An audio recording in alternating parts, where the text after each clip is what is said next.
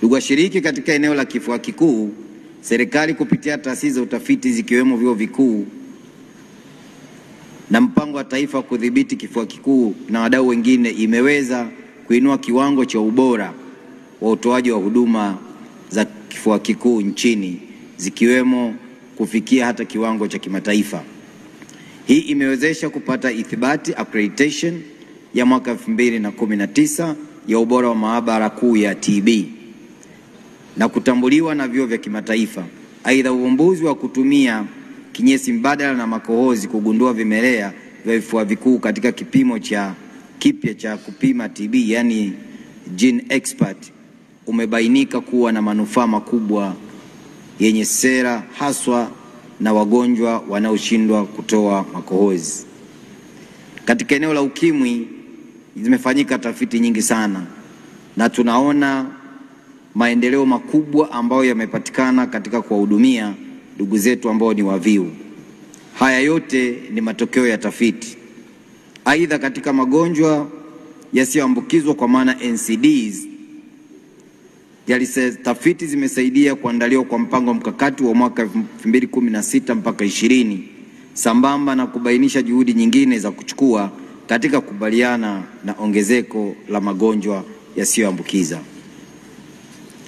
Napenda kukiri kuwa mambo yaliyofanywa na serikali katika kuboresha sekta ya afya kwa ujumla ni mengi sana na yamefanywa kwa kuzingatia matokeo ya tafiti. Aidha, ninatambua kuwa mifano ya tafiti ambayo tumeitamka hapa ni michache sana kati ya mingi ambayo yamesaidia sana serikali katika kufanya maamuzi. Nina imani kuwa baadhi ya tafiti hizo zinaonekana katika mawasilisho yenu katika kongamano hili.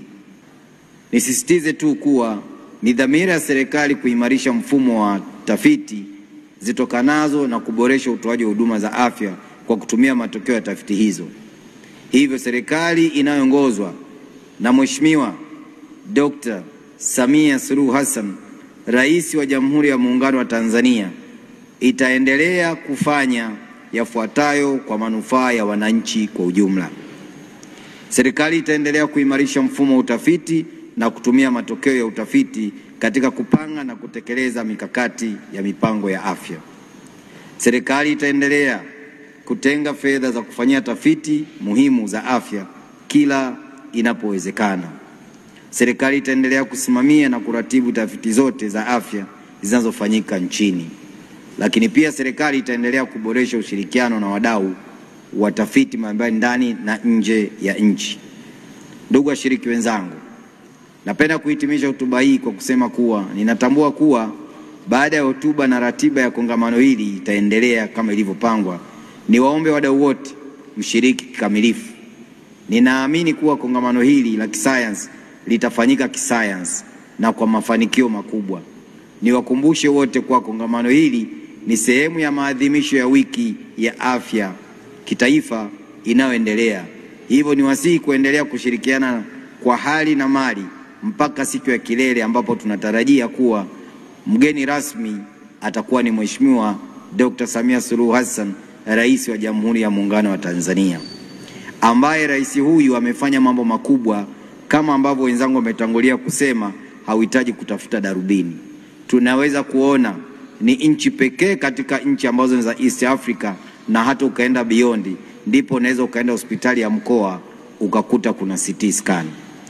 CT scan kama hii katika nchi nyingine utaikuta kwenye private hospital au unaikuta kwenye national hospital, lakini rais huyu ameweza kupeleka mpaka katika hospitali za mikoa.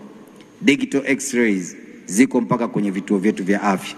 Hayo ni mambo machache tu ambayo tunasema, lakini mengi yatabainishwa katika mawasilisho mbalimbali, kwa sababu tukiangalia kauli mbiu tulikotoka, tulipo na tunakoelekea. Kwa naomba niwasihi sana ndugu zangu kushiriki kikamilifu katika mdahalo huu, kwa sababu mdahalo huu ndio utakaotujengea na kuja na maazimio ya kisayansi ni nini tuweze kufanya.